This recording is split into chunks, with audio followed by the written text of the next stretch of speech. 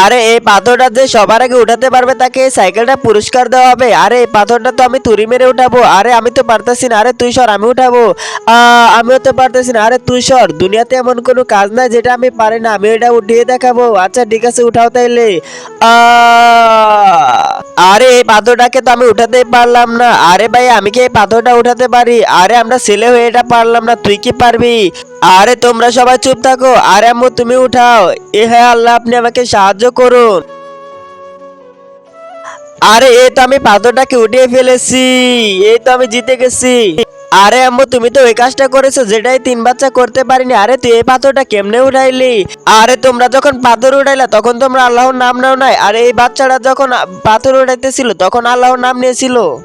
আরে এই পাথর কি জিনিস, আল্লাহ তাআলার সাথে থাকলে বড় বড় পাহাড়ও ধ্বংস হয়ে যায়। ভিডিওটি ভালো লাগলে সবাই লাইক কমেন্ট সাবস্ক্রাইব করেন এবং পাশে থাকা বেল আইকনটি বাজিয়ে দিন।